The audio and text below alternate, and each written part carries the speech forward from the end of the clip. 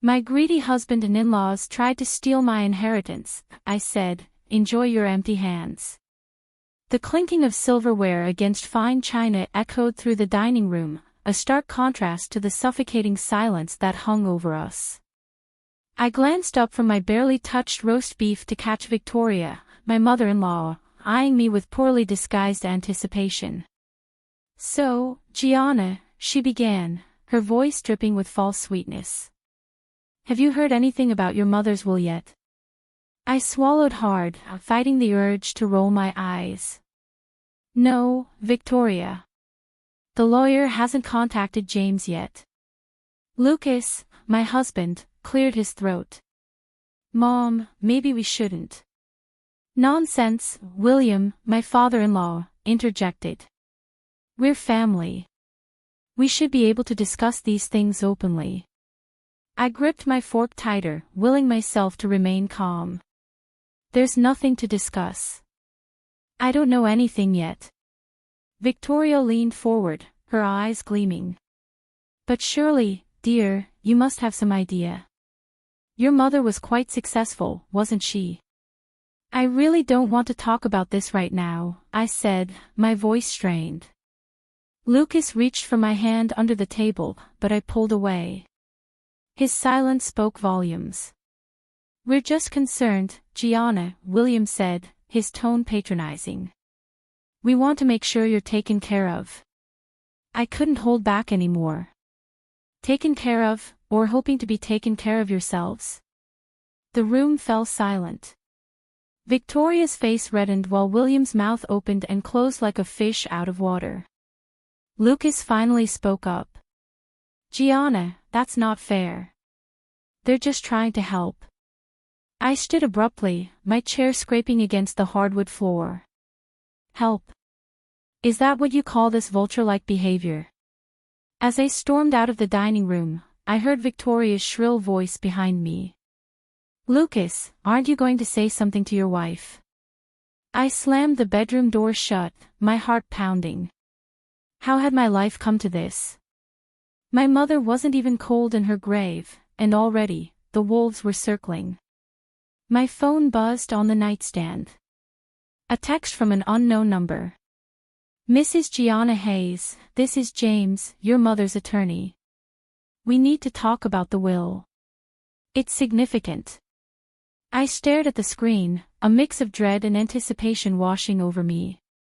Whatever came next, I knew one thing for certain, I was on my own. I paced the kitchen, my phone clutched tightly in my hand. James's message about the significant inheritance kept replaying in my mind. The sound of the front door opening made me freeze. Gianna. Lucas called out. Are you okay? I turned to face him, my jaw clenched. Am I okay? After that ambush at dinner? Really, Lucas? He had the decency to look sheepish. I'm sorry. I should have stopped them. You're damn right you should have, I snapped. But instead, you sat there like a coward while your parents treated me like an ATM. Lucas's expression hardened. That's not fair. They're just worried about the future. Our future, or theirs. I countered. Before he could respond, his phone buzzed. He glanced at it, then quickly shoved it back into his pocket. Who was that? I asked, suspicion rising. No one, he said too quickly. Look, about the inheritance. Stop right there. I held up my hand. I don't want to discuss this with you. Lucas's eyes narrowed. Gianna, we're married. What's yours is mine, remember? The words hit me like a slap. Is that all you care about? The money? Of course not, he backpedaled. But we need to be practical. Think about what we could do with it. I laughed bitterly. We? There is no we in this, Lucas. It's my mother's money. His phone buzzed again. This time, I was quicker. I snatched it from his pocket before he could stop me. Gianna, don't, he started, but it was too late. I stared at the screen, my blood running cold. It was a message from Victoria. Did you convince her yet? Remember, we're counting on you, son. I looked up at Lucas, tears stinging my eyes. You're in on this with them, aren't you? He reached for me, but I stepped back. Gianna, please, let me explain. Explain what? I spat. How you're plotting with your parents to get your hands on my inheritance. How you've betrayed me. As I stormed out of the kitchen, I heard Lucas call after me. Gianna, wait. We need to talk about this. But I was done talking. I slammed the bedroom door shut, the realization hitting me like a tidal wave. I couldn't trust anyone anymore, not even my own husband. The law office felt like a sanctuary as I sat across from James, my mother's attorney. His kind eyes offered a stark contrast to the greedy looks I'd been enduring at home. Gianna, I know this is a difficult time, James began, sliding a folder across the desk. But your mother's estate is substantial. I opened the folder, and my breath caught. The figure staring back at me had more zeros than I had ever seen in my life. This can't be right, I stammered. James nodded solemnly. It is. Your mother was an incredibly savvy businesswoman. She wanted to ensure you, and only you, would be taken care of. As the reality sank in, a mix of grief and gratitude washed over me. Thank you, James. For everything. Leaving the office, I felt an odd combination of elation and dread. The inheritance was life-changing, but I knew it would only intensify the vultures circling at home. Sure enough, Lucas was waiting when I returned. Well? He asked, barely concealing his eagerness. I hesitated, then made a split-second decision. It's less than we expected, I lied, watching his face fall. How much less? He pressed. Enough that we need to be careful, I said vaguely. Look, I'm tired. Can we talk about this later? Lucas's disappointment was palpable. As I retreated to our bedroom, I hated myself for lying, but I knew it was the only way to protect what was mine. I needed time to think. Later that night, I overheard Lucas on the phone. I don't know, Mom. She says it's not much. No, I haven't seen the papers. Of course, I'm trying. My heart sank. Even with my lie, they were still plotting.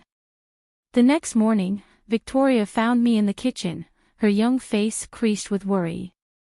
Mom, is everything okay? Dad's been acting weird. I pulled her into a hug, suddenly realizing I had an ally I'd overlooked. Sweetie, there's something I need to tell you. But first, I need you to promise me something. She looked up at me, her eyes wise beyond her years. Anything, Mom. Promise me that no matter what happens, it'll be you and me against the world. Okay. Victoria nodded solemnly. Always, Mom. Always. As I held my daughter close, I knew the battle ahead would be fierce, but for the first time in days, I felt a glimmer of hope. I wasn't alone in this fight after all. I couldn't shake the feeling that something was off. Lucas had been acting strange all week, disappearing for hours and whispering on the phone. My suspicions reached a boiling point when I stumbled upon his laptop, left open on the kitchen table. My heart raced as I glanced at the screen. There, in black and white, was an email to his boss. I hereby tender my resignation, effective immediately. What are you doing? Lucas's voice made me jump. I spun around, anger rising. Me? What are you doing, Lucas? Quitting your job. His face paled. Gianna, I can explain. Let me guess, I cut him off. You thought we'd be rolling in money from my inheritance, so you didn't bother working? Lucas's silence was damning. Well? I pressed. Aren't you going to deny it? He sighed, running a hand through his hair. Look, Gianna, we need to be smart about this. With that kind of money, we could travel the world, live the life we've always dreamed of.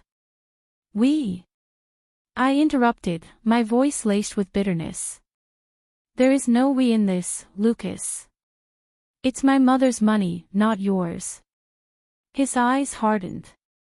We're married, Gianna. What's yours is mine.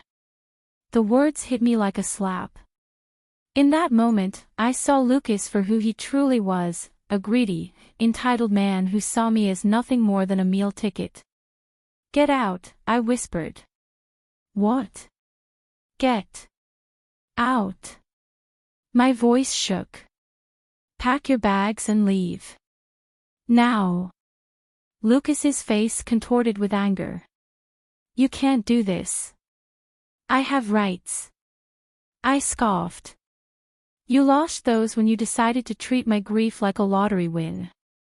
As Lucas stormed off to pack, Victoria appeared in the doorway, her eyes wide with concern. Mom, she asked softly. Are you okay? I pulled her close, my resolve strengthening. We will be, sweetheart. We will be. That night, as I lay awake listening to the silence of our now Lucas-free home, I made a decision. This wasn't just about the money anymore. It was about reclaiming my life, my dignity, and my future. Tomorrow, I'd call James. It was time to protect what was rightfully mine, for Victoria's sake and my own. The park bench felt cold beneath me as I watched Victoria play on the swings. My mind raced with the events of the past few days, Lucas's betrayal, the shocking inheritance, the looming battle ahead. I felt cornered. Overwhelmed. Rough day. A gentle voice startled me from my thoughts. I looked up to see an older man, his kind eyes crinkled at the corners. You could say that, I replied, surprised by my own candor. He sat down, keeping a respectful distance. Sometimes talking to a stranger can help. No judgment. No strings attached. Maybe it was desperation, or maybe just the need to unburden myself, but I found myself pouring out my story. The inheritance. Lucas's greed. My in-laws' manipulation. It all came tumbling out. The stranger listened intently, nodding occasionally. When I finished, he was quiet for a moment. You know, he finally said, I've seen this story play out before. Different characters, same plot. Want to know the secret?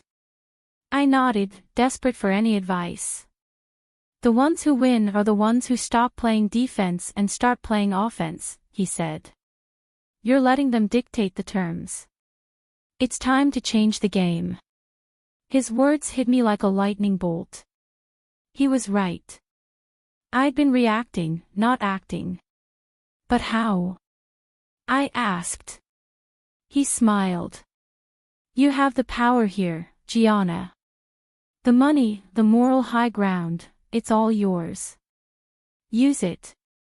Call a meeting on your terms. Lay out your demands.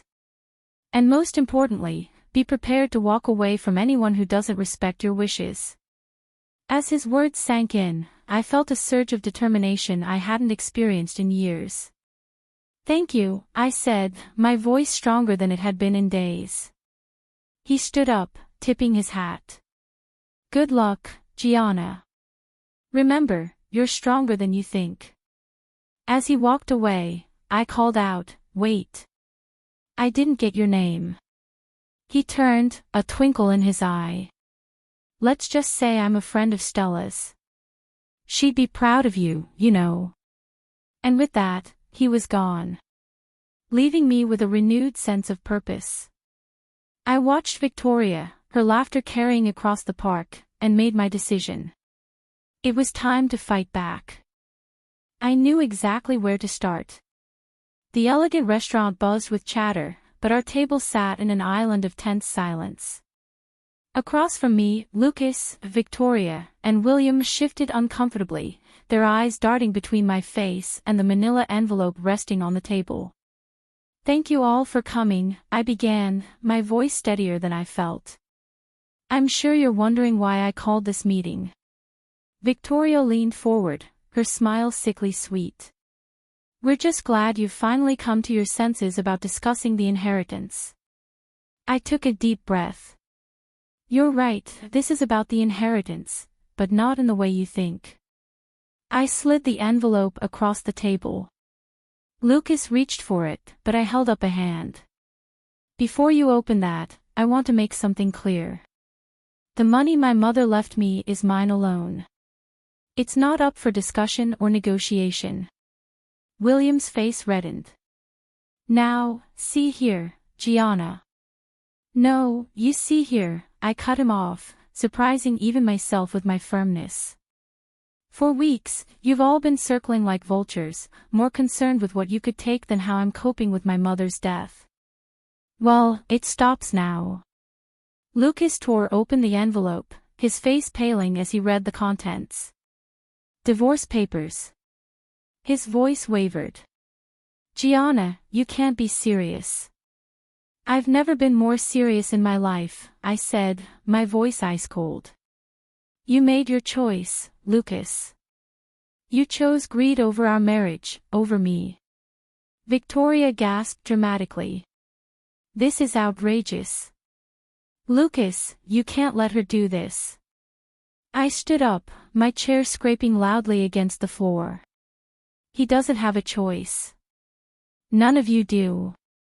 I'm done being the victim in this story." Lucas grabbed my arm as I turned to leave. "Gianna, please. We can work this out. Think about Victoria." I yanked my arm free. "I am thinking about Victoria. I'm thinking about the example I want to set for her. And it's not this." As I walked away, my heart pounded, but my resolve had never been stronger. Behind me, I heard Victoria's shrill voice. "Lucas, do something." But there was nothing he could do. The tide had turned. And little did they know, I had one more surprise up my sleeve. Tomorrow, at the reading of the will, they'd finally learn just how badly they had underestimated me. The tension in James's office was palpable as Lucas, Victoria, and William filed in, their faces a mix of anger and anticipation. I sat quietly, my heart racing but my resolve firm. James cleared his throat. "Thank you all for coming. We're here for the official reading of Stella Hayes's will." Victoria leaned forward, her eyes gleaming. "Finally. Now we'll know what we're dealing with." James met my gaze and gave me a subtle nod. "Before we begin," he said, "I want to clarify something. The entire estate, including all assets and properties, has been left solely to Gianna Hayes." The room erupted into chaos. Lucas shot to his feet, his face red with rage. "That's impossible.